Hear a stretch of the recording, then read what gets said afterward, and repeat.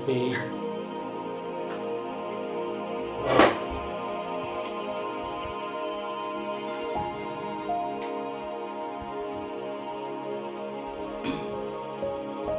Namaste to all of you. Hope you had a nice time under this corona pandemic. So the best way to face corona is to be fearless, to reflect on the message of Bhagavad Gita and develop that inner courage, inner confidence.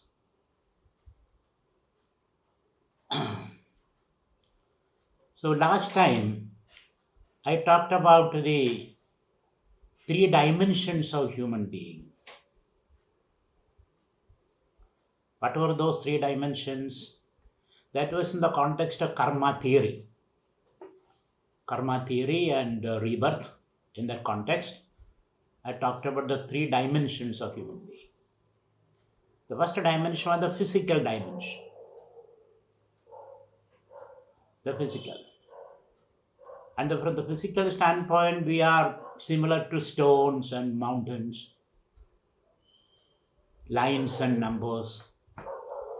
There's nothing more than that. As a physical person. Then we talked about a biological dimension.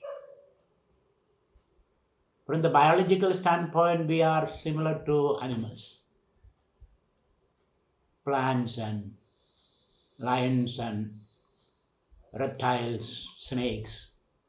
There's no difference between us and the animals.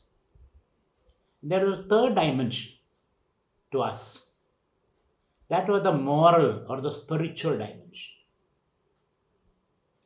It is the moral and spiritual dimension that distinguishes us from animals and stones and mountains and whatnot. So we have to reclaim, we have to be responsible. We have to claim that dimension. We have to live according to that dimension, the moral. So I define the human being as a moral being, capable of imagination and moral reasoning. And the alchemy of moral imagination is the concept of God.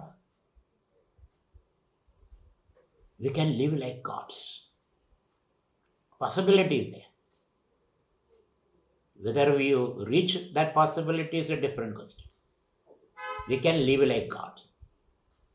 That is the ultimate in our imagination. What you imagine, that you can become.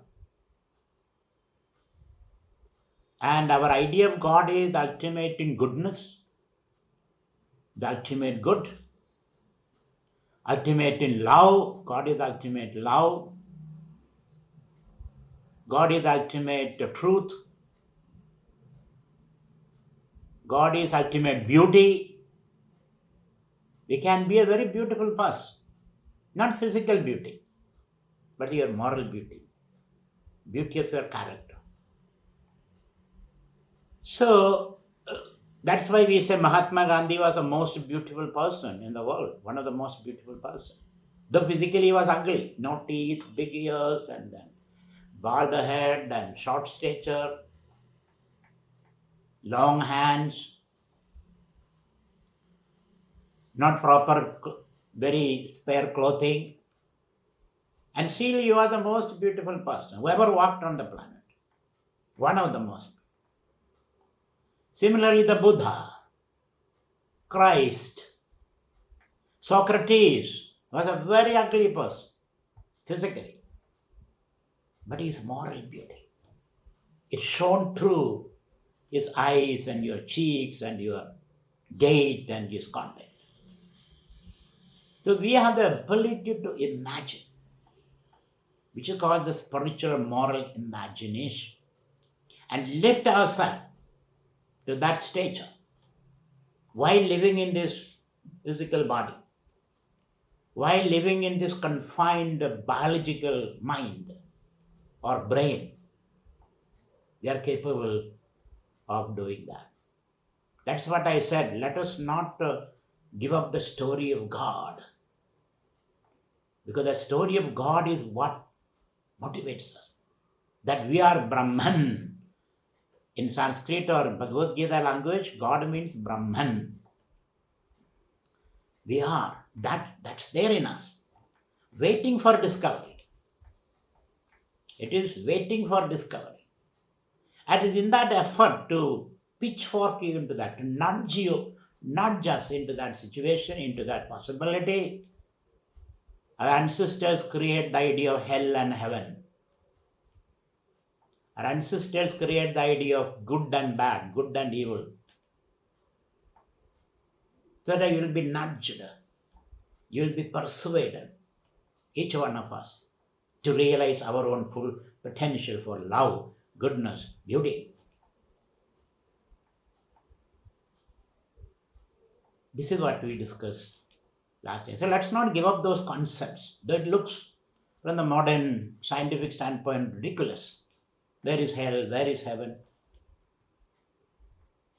But we are capable of creating our own hell. Hitler's concentration camps and murder chambers. Or communist Soviet era time, those Gulag archipelagos, they said, where human beings were tortured. We are capable. And such kind of hell is happening in every home. In some homes are happening that. How parents treat their children. Some countries, how leaders treat their citizens. Some universities, how teachers treat their students.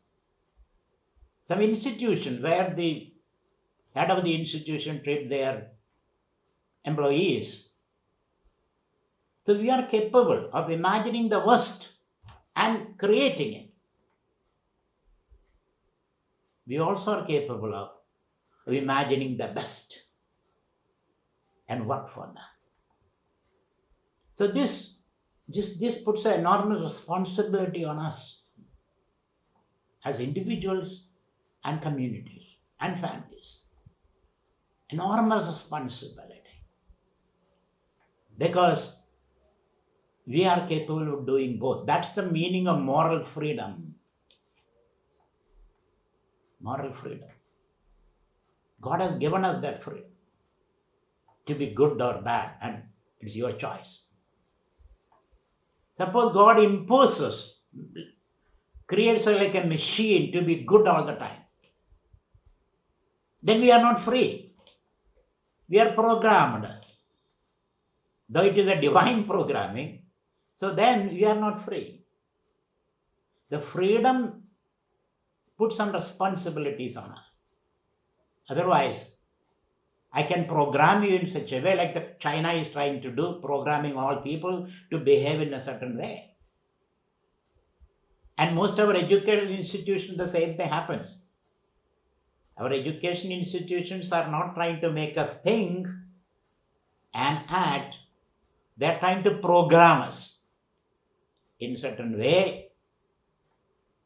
in the name of education, because our leaders cannot tolerate that freedom of individuals.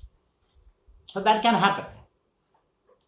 So what I am saying is, we are capable of imagining the worst. Even in the name of religion, we did the most horrendous things. Torture chambers. In the name of religion. I have seen some torture chamber designed by a priest in somewhere in the United States, in the Amish colony. They have a replica of a torture chamber. If you disagree with their dogma, then you are a heretic and you will be put to the severe form of punishment or torture, then kill you. If they just kill us, then it's okay. They don't do that. So what I am saying is that we human beings, because we have that freedom, we can imagine the worst. Slavery is another worst form of treatment. So we can do that. We can imagine the worst. We can imagine the best also. So freedom entails that danger. The human beings who enjoy the freedom entails that danger, that we can do the worst we can do the best. So that's why we imagine the hell so that we can avoid it. We describe it. I remember in one of the temples in China, when I visited China, I went to a temple called the Yama temple. Yama temple. Ya and Ra, there is no difference. It is actually a Rama temple. And the temple, if you want to reach the sanctum sanctorum, first you have to climb up 108 steps. 108 steps. And both sides you have these gruesome statues. Very gruesome. You have to see those statues and climb up 108 steps. Then you have to climb another 33 steps in one breath. 33 steps in one breath. Then you have to cross a short bridge, a small bridge, in lockstep. Lockstep means your wife and your husband and wife, or father and son, or friends. Like the goose step, like Russian parade, goose step or locksteps. Then you have to lift a huge weight, a big stone, 400-pound weighing stone, that you have to lift. These are the trials. Then you have to go through a small path. On one side you find the hell, description of hell. In that hell you find, some people tongue is cut off, some people roasted in a frying pan, some people have to embrace a burning pillar. On another side, you find party and music and dance, heaven. Then finally, you can meet Rama. What is the idea there? The idea there, this is how human imagination works. So we must have the stamina, the capacity, the ability to avoid this worst form of imagination and acting upon that. That requires some discipline. Without the discipline, you cannot do that. So what we are saying, that the freedom that we enjoy, of course somebody can put you in a prison, still you are free. Free to imagine, free to think. Nobody can, these days people are talking about hacking your brain. Hacking your brain and make you think as the authorities want you to think. But I don't think there is a possibility for that. That way I can put you in a prison and still you are free. You can think free. You can think whatever you want to think. So even if you try to hack your brain, a morally integrated person, one who has seen his spiritual depth, that person cannot be hacked because he cannot be objectified. There's a certain dimension in us which cannot be objectified, which is the dimension of freedom. So I don't have that fear that a time will come we all can be reduced to status of numbers and lines and molecules and atoms. And there is nothing more than that in us. So if you really reflect upon your own true nature, you can reach a dimension where you cannot be objectified at all. That is your freedom. But all this means the human beings are capable of imagining the worst. That's the true meaning of freedom. You can imagine the worst, you can imagine the best, you can imagine a God, you can imagine a devil also. In all the Puranas we find Rama and Ravana, isn't it? Ravana is one with the 10 heads, and through the 10 hands and 20 hands he is enjoying the whole world and exploiting the whole world. and Rama, self-possessed, self-controlled, leading the path of Dharma. And both the Ravana and Rama is within us. It's our imagination. What I'm saying that human beings are immensely responsible. What do you think? How you think? How you act? And how you change the world? We have the capacity to change the world now. Not only societies, but the whole planet. The nature of the planet can be changed. So that puts an enormous responsibility on us. Every step of the way, we should feel responsible. Like even, after marriage and a child comes, you feel very responsible. Because here is a child who is innocent. So as a moral being, we have to take responsibility. We can imagine the best, as I told you. We can imagine God. So don't give up that imagination. Don't give up God. God is your possibility. Each one of us is this tremendous possibility in us. And that has to be, that story, last time I told that story has to be maintained. And in that process, you also have to imagine hell and heaven. Don't give up that. Because we are able to create the hell. We are able to create heaven also. Sometimes we create hell in the name of heaven. That also is possible. Because we identify some people are bad, some people are good, and we have to torture the bad people. It's a very complicated situation. Freedom is a very complicated idea. It is not that simple. Morality is a very complicated idea. Ethics is a very complicated idea. So we have to think very deeply about all this. So that's what I said last time. So karma theory is very important for us. Rebirth is very important for us. Because rebirth, we are thinking, we are projecting into the future. Like in some African countries, they say there are 3 types of people in this village.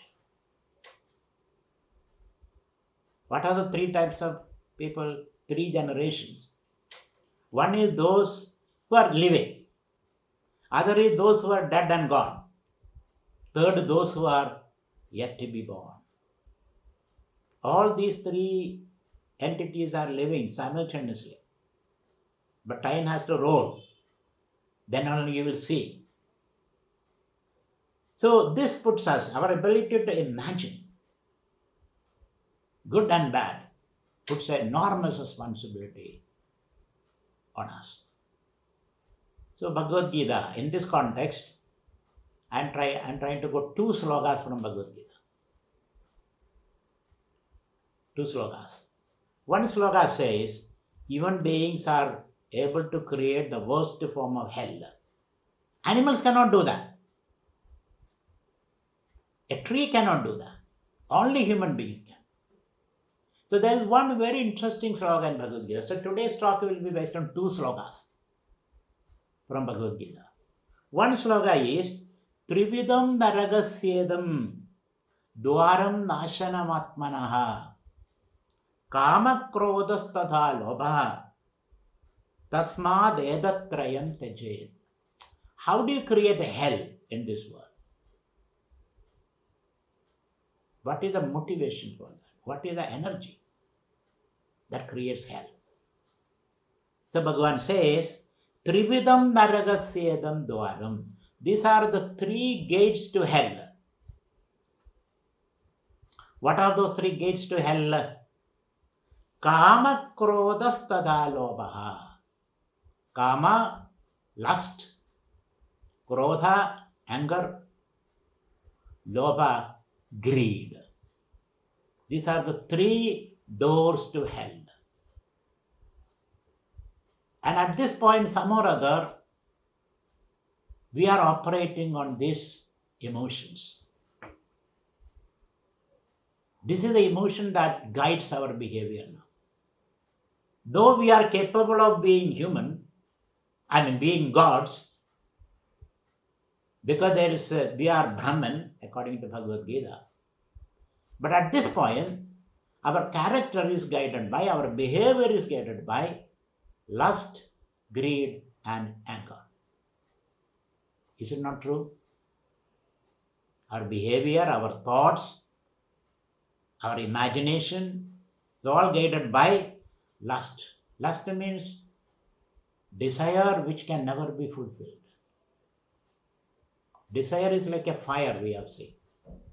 The more you offer into the fire, the more it becomes a blaze. That kind of a desire. The more I give you, the more you need. So lust is one problem with us.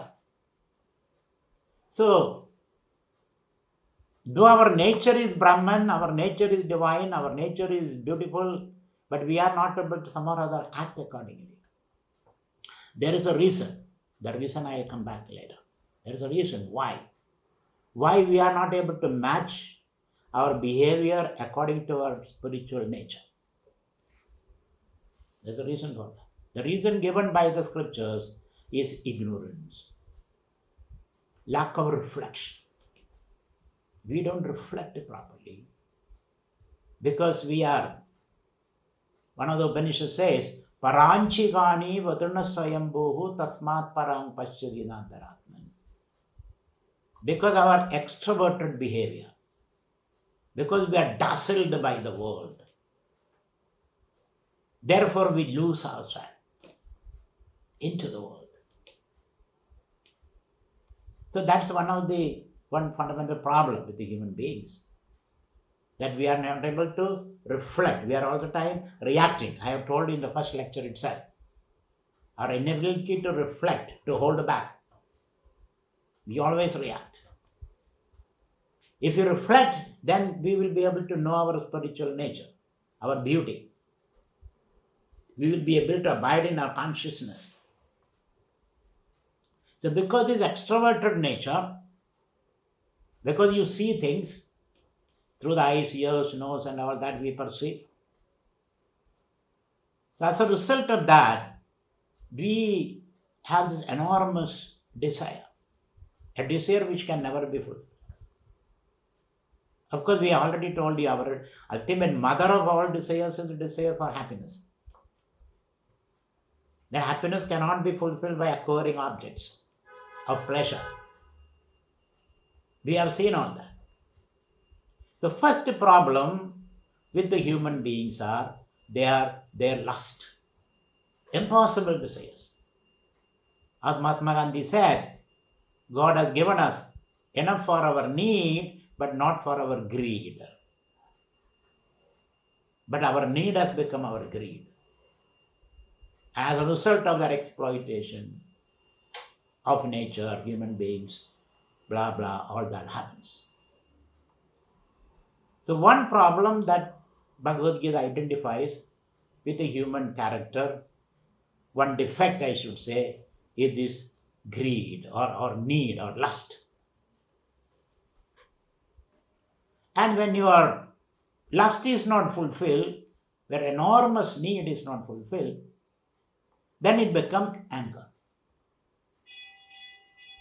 So we are very angry. You see, all of us are angry. Our children are angry, our spouses are angry, our neighbors are angry, because we all have contradictory and competing desires. Everybody is angry. Look into ourselves. Are we not angry? And the source of anger is this desire, which can never be fulfilled. If your desires are fulfilled, then you become greedy.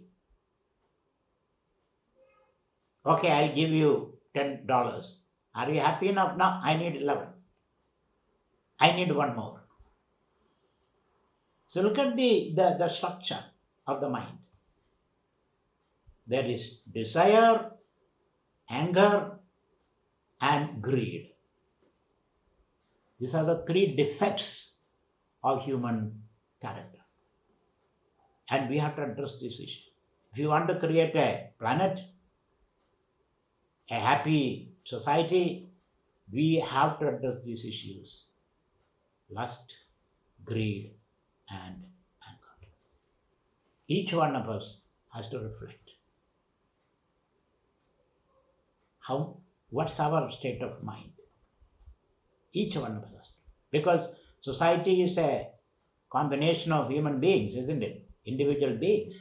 There's nothing called a society other than human beings. So each one of us to reflect what is the amount of anger, greed, and lust that is there in our mind. Now, not only Bhagavad Gita talks about the defects in human character, because we are living an unconscious life, mechanical life, a conditioned life. We are not living a conscious life.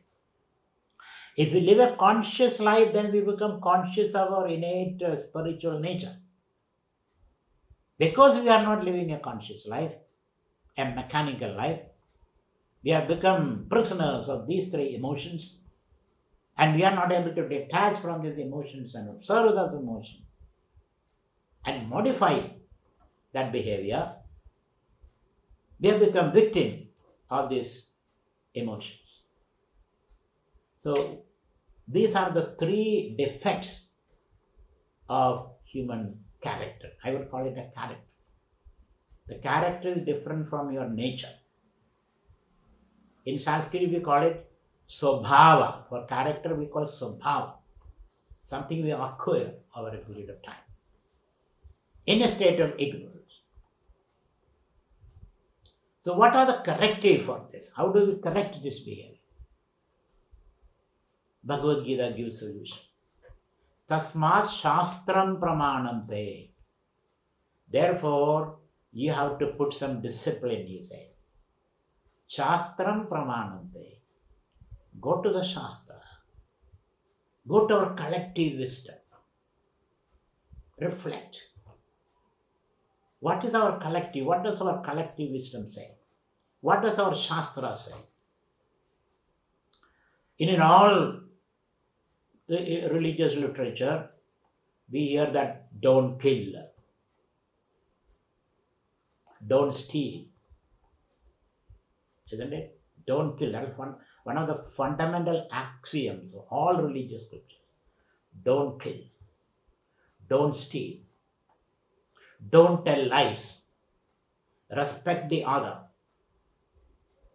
These are the maxims or religious teachings. These three things: don't kill, don't steal, don't tell lies, respect the other, and live like God. Reflect on God, have faith in God. These are some of the religious maxims.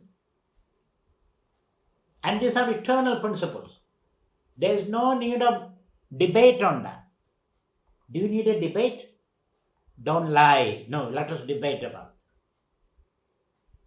it. There is no tarka, there is no debate necessary for that. It is something naturally we can accept it. There is no debate necessary. Don't kill, don't lie. You didn't need a debate for that. These are universal categorical imperatives, as they say. Universal maxims. We don't have to sit and discuss. At the end of the discussion, I am sure you will come to the same conclusion. Don't kill. Don't lie. Don't steal. Respect the other. Do you need a debate on that? No debate is necessary. One has to accept it. That's an implicit principle. Too much debate has created a lot of problems.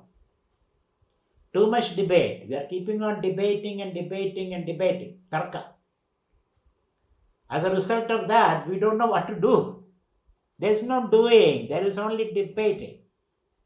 The tyranny of relativism, as somebody said. When you keep on debating, everybody will say, this is what I want to do, this is what someone else wants to do. So, tyranny of relativism. So there are certain fundamental principles where we don't need any debate. We need some practice.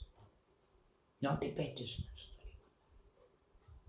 So let us accept these fundamental principles. What are the fundamental principles? Don't kill, don't steal, don't tell lies, respect others, live like God. There's no need of debate on that. So Bhagavad Gita says, Tarka doesn't take you to this. Tarka means you keep on debating, keep on debating. At the end of it, you don't know what to do. There's no end to that debate. So we have to begin with some fundamental faith. What they call a leap of faith. The fundamental faith we have to accept, which I would call as a blessing. It's a blessing that you come to that. So once we accept this principle, so Bhagavad Gita gives you 3 fundamental principles by which we have to live. What are the fundamental principles? It says, Yajnadana Tabak Karma. These are the 3 fundamental principles which you have to practice. So that you can develop your inner psyche. You develop your character. So character is developed by practice, not by just simple thinking. Thinking can create some ideas, but that doesn't develop your character. I've seen people talking about the harm of smoking, let us say. Smoking is bad. They can talk about it, they can give you all kind of statistics about that, how smoking is, but still they are smoking. So character is developed by practice. Sadhana is the word used in Sanskrit. We have to do sadhana. Character is developed by accepting certain fundamental principles. Those fundamental principles are to be accepted a priori, without much thinking. It requires a leap of faith. So I accept these fundamental principles. Bhagavad Gita says there are 3 fundamental principles which we have to accept and live accordingly and see the result. What they say, the test of the pudding is in its eating, isn't it? So when we tell the child, don't go and catch a fire, the child says, so what? If I catch the fire, what will happen? Okay, go and catch the fire, then you will see. Or don't cut the branch of the tree on which you are sitting. I give you a maxim. Don't cut the branch of the tree on which you are sitting. So you are asking, so what? What will happen? Okay, you do it. Okay, you do it. Then you will see.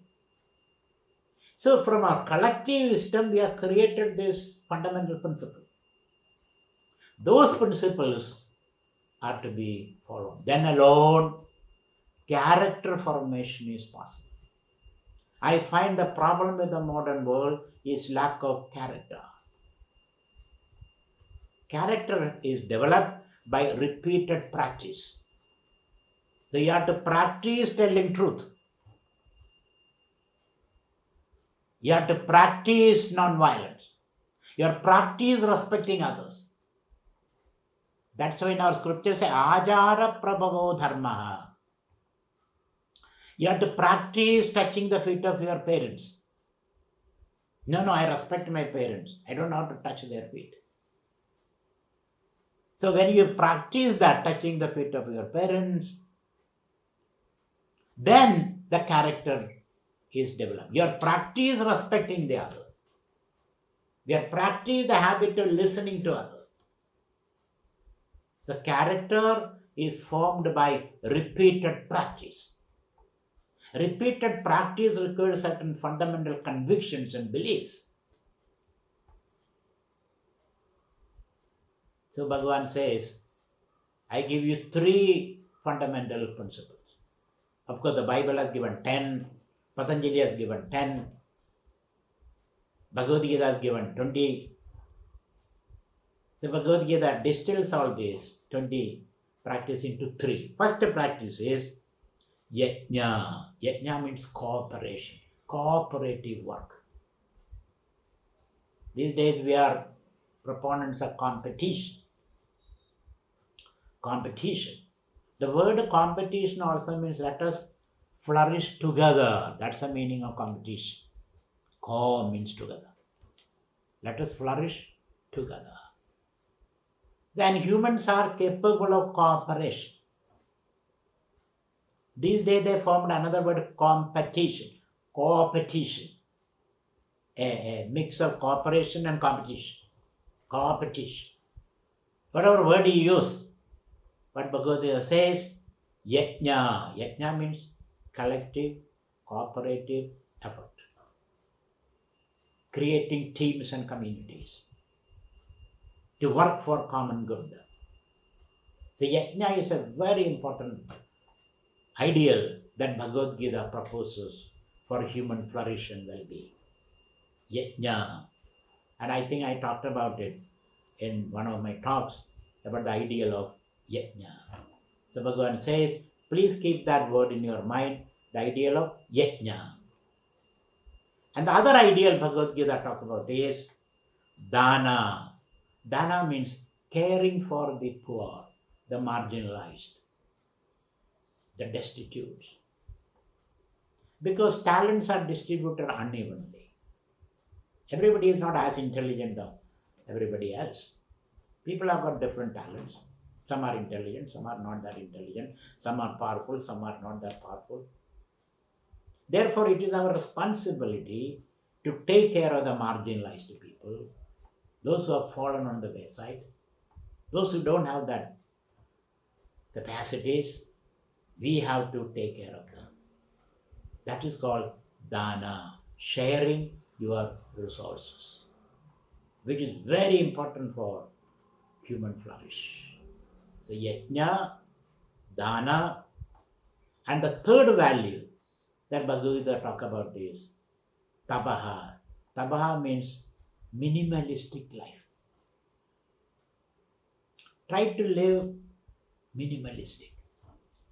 Take less.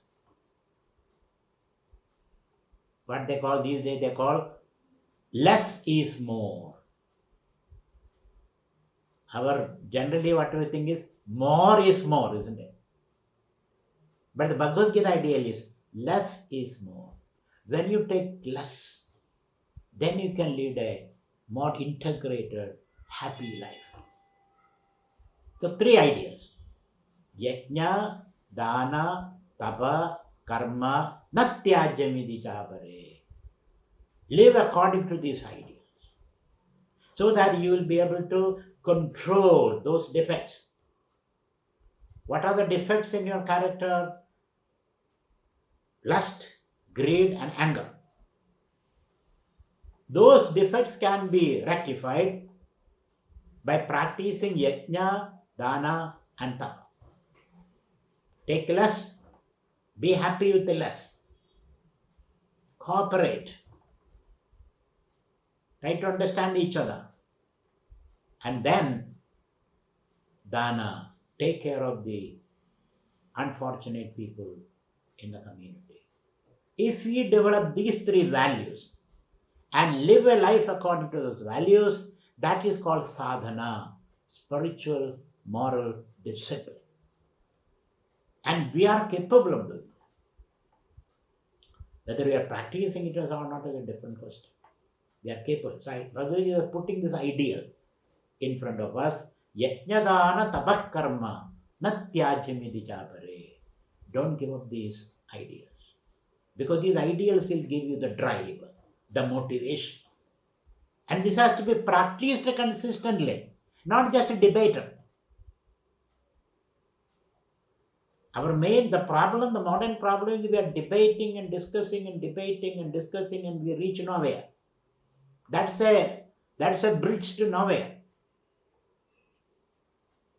There is no self-transformation as a result. And everybody is confused.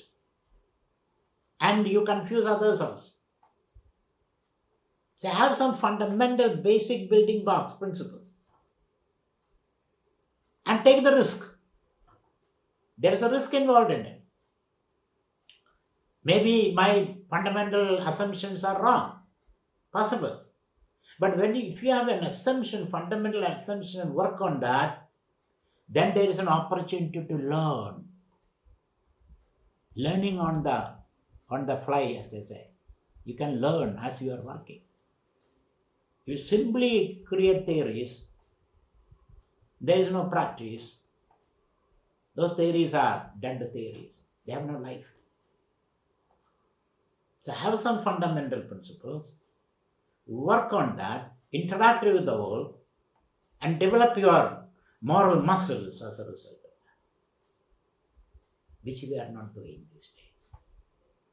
Because we are a faithless society now. We have no fundamental principle. Everything is up for discussion. As a result of that, there is no character building in the community. Unless you build your character, of course, you can learn from experience and refine your fundamental principles, but we always need some fundamental conviction. So Bhagavad Gita gives us 3. 10 is too many. Let us take 3 fundamental a priori conviction, and we have to commit to those. What Western philosophers call categorical imperatives, which is not for discussion, which you have to practice. We are committed to that. We are taking the risk. So I repeat, what are those 3 commitments? I am committed to yajna. Yajna means work together, discuss, debate, deliberate, communicate, engage in conversations with others. Then create a cooperative community. Even competition means cooperation. Competition, the real meaning is let us flourish together. That's the meaning of competition. These days they call it enlightened self-interest. My self-interest can be better served by caring for your self-interest. If I exclude you, then I diminish myself. I have to include the other's interest. Then I enhance myself, which is called enlightened self-interest. Our own personal self-interest can be better served by including the other. Otherwise, it will be like killing the golden goose. You lose an opportunity to include the other. So cooperation. Let this be our mantra, cooperation. Second mantra is reduce your needs, live minimalistically. Let that be our mantra. And the third is always have compassion for the other, the marginalized, those who are left behind. These 3 values are fundamental for human flourishing, so that we can live like gods on this planet, in this body. 3 principles. Another 3 principles which I take from the Upanishad, the other 3 principles are Satyam Tapaha Swadhyayam. Tapaidi tapo nitya pavirusishtihi swadhyaya pravajane evedinako maudalyaha tadhitabas tadhitapaha. This is from the Upanishad. So we are capable of Brahmanveshana dhishanaha. We are capable of reflecting on the highest good, highest truth, not the relative truths. We have the capability, though we are not exploiting that. The one is Satyam, a life dedicated to truth, ready to die for that. Anyway, we are going to die. So why not we die for a great cause? So Satya is one of the commitments we have to take, truth. Reflect on what is truth. How can we organize my life according to the principles of truth? Satyam. Some of you have heard the name Satya, isn't it? Satyam. So it is a commitment. I want to know what is the truth. And a life organized based on that commitment. Satyam, one. The other is tabaha. Tabaha is already I have discussed. Reduce your needs, live it simplistically. Satyam, tabaha. Then another important swadhyayam. Reflect on your own motives all the time. What are the motives that drive you?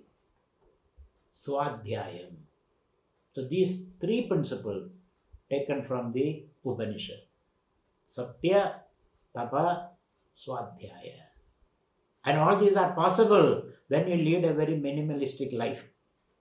Otherwise, you're all the time thinking of how much I can get, how can I kill others, how can I control others. So, minimalistic life is very important for leading a life of truth. How that commitment is. So, whichever way you take it, you need some fundamental a priori commitments. Without that, no transformation is possible. And the Bhagavad Gita offers you these three fundamental principles. Commit to that. That's why he said, Tasmat Shastram Pramanante. You must have some fundamental, basic principles to organize your life. Na tarkasya nishta. Logical disquisition and debates and discussion doesn't help you transform yourself and realize your potential. This is called sadhana. So you should not be not just a researcher, just a seeker. You have to be a sadhaka, one who seeks a certain principle, certain basic principle. Without that seeking, don't take you anywhere.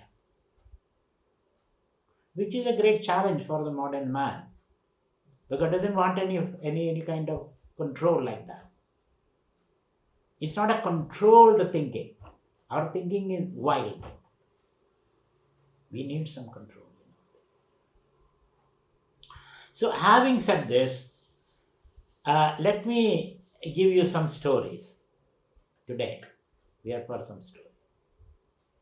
It said that this story is from Brihadaranyaka Upanishad. You know, Bhagavad Gita is the quintessence of the Upanishads. Upanishad wisdom. The Brihadaranyaka Upanishad gives a story. Prajapati means, let us say, God, has 3 children. 3. Manava, Danava and Deva. Meaning humans, demons and gods. So these are the 3 children Prajapati has. Humans, demons and God. God-like people. Or you can say Sattvic, Rajasic and Tamasic people. 3 children. Because these are 3 energies that arose from Brahman in the first place anyway. So it is put in a story form. Prajapati has got 3 children. Inter-philosophically saying, Brahman manifested as Triguna, Sattva, Rajas and Tamas. The story of Prajapati has got 3 children. All the 3 children went to Prajapati. Father, teach us. How should we live in this world? So Prajapati just uttered 3 words, 3 letters. Da, da, da. That's the 3 letters he said. As a teaching. And he said, go and reflect on this. Da, da, da. Go and reflect on that. So they reflected. Demons, gods, and humans. They reflected. And the demons' problem is, their character defect is, they are cruel people. They enjoy cruelty. It's an irony. There are people who enjoy cruelty. Haven't you seen children, catching cockroaches and putting a needle through the cockroach and make a garland and put it on their neck and then dancing? Some people do that. Throw stones at frogs. Just for no reason. So there's a character defect in them. They enjoy cruelty, they enjoy torturing someone, and they get a vicarious satisfaction in that. By words, by deeds, by look, you want to hurt the other. So they were conscious of that. These demons were conscious of that. This is our problem, but we cannot help it. We cannot help enjoying torturing others. So demons thought about it. What is Prajapati trying to tell us? That we need daya. Daya. Da means daya, compassion. Da means daya, compassion. That is what they understood. We have to correct ourselves by practicing daya or compassion. And humans also thought, human being, you and I. What's our problem? Our problem is greed. Enormous greed. More and more and more and more and more and more. That's our problem. The human thought about it. So what is the corrective measure? What is Prajapati teaching us?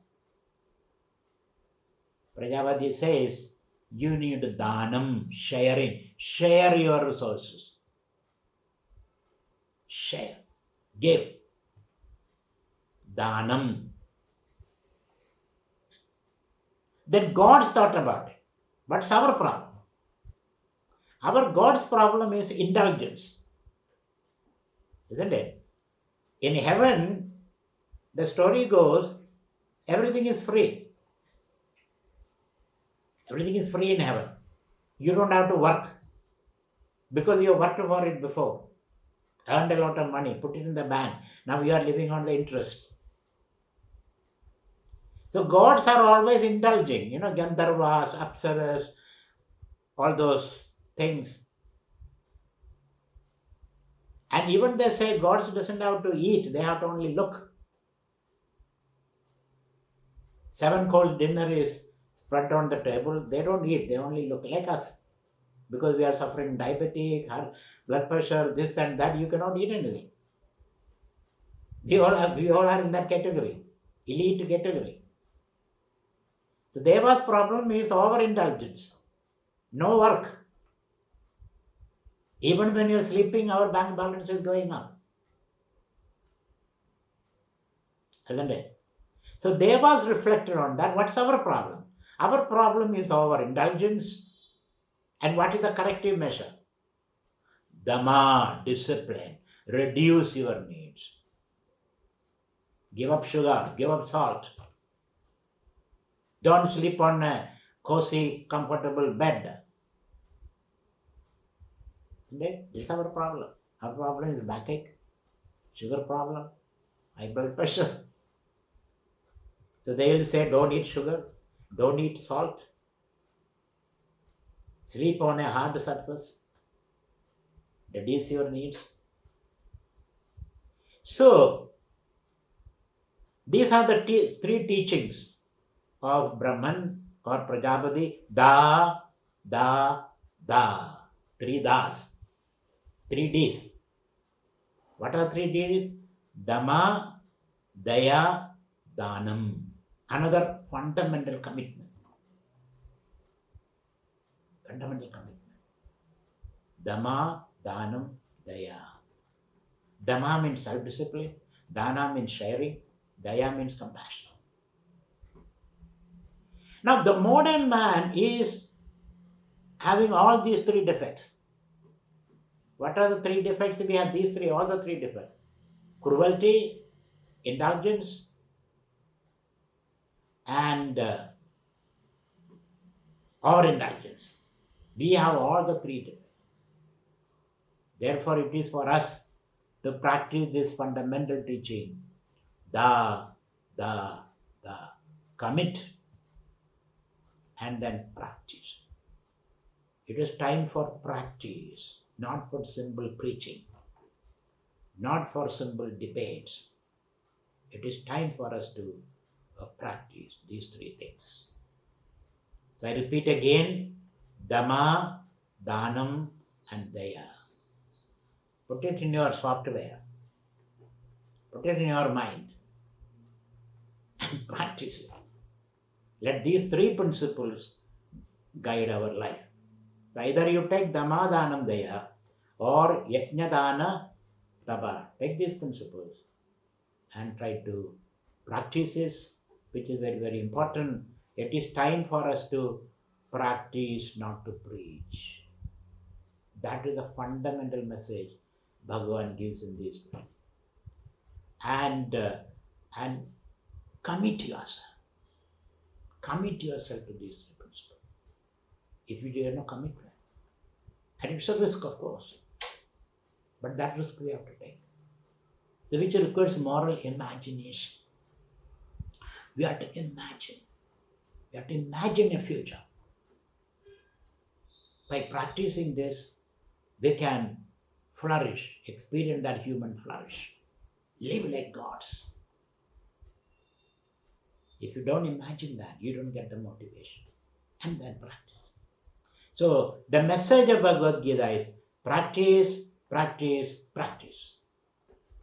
Commit, commit, commit. It's a big risk you are taking. Understand? Socrates took the risk and he was given poison. Christ took a risk and he was put on the cross. Mahatma Gandhi took the risk and he was shot at. Abraham Lincoln took the risk and he was shot at. That risk. Otherwise life is worthless. Bhagavad Gita take this risk. This is what one of the modern poets, you must have heard that T.S. Eliot. He wrote that Wasteland, for which he got Nobel Prize. That beautiful poem. And he ends that poem, he discusses the moral degradation of the modern world. He says, by science and technology and market capitalism, we have created a miserable world, he says. And world wars and colonization. We have created a miserable world. He compares it to a desert where nothing grows. No motivation, no inspiration, nothing grows. And finally ends this poem invoking the image of Himalayas, Himavad, and the Ganga. What he says, he needs the Himalayas and the Ganga. This is a Western poet I am talking about, T.S. Eliot. Invokes the image of Himalayas and the Ganga, and then the thunder. He may invoke the images of thunder, meaning rain. And the thunder goes like this, da, da, da, he says, in that poem. This is a short poem, maybe 400 lines. 400 lines, short poem. Not a big epic or something. You can read it just in 1 hour. So he invoked the image of Himalayas and the Ganga and the rain and the thunder, and thunder goes da, da, da. What does da, da, they say? What does this thunder is teaching us? Thunderously, let us say. What is it teaching us? It's teaching us Dayadhum, Dhamma, Dayadhum, Dattada, he says. Quote from the Upanishad. He concludes his poem with a quote from the Upanishad. Dattada, Daya, Dhamma, he says. Dayadhum, Dattada. Dattada means what? Giving. Daya means compassion. Dhamma means self-discipline. He says, unless a shower of these three values in the human mind, the human cannot be redeemed. That's how we conclude this point. Invoking the Upanishad and the imagery of the Himalayas and the Ganga and the rain, the monsoon rain. And he concludes his poem saying, Shanti, Shanti, Shanti, peace, peace, peace. Not Kranti, Kranti, Kranti, revolution, revolution, revolution. He says peace, peace, peace, peace inside, peace outside, peace in the heavens, peace everywhere. So friends, that is what Bhagavad Gita's take on the present human behavior and the prescription for rectifying our character. And we have to commit and organize our life based on this commitment. No more unnecessary, meaningless discussion, which will lead us anywhere. Commit. Let us discuss by practice. Let us bring data from our practice, not by just simply talking.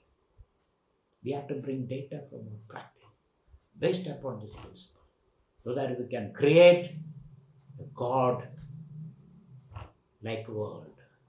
We can create human flourish, experience human flourish. Thank you very much. Thank you very much. So my message today is practice, practice, practice. Commit, commit, commit, and see the beauty, the taste of the pudding in its eating. So next talk will be on don't worry, son. Don't worry. Why should we not worry? There are plenty of things to worry. There are plenty of things to worry in the world. But Bhagavad Gita says, don't worry. What is the rationale behind saying, don't worry? That's what we will be discussing next time. Thank you very much.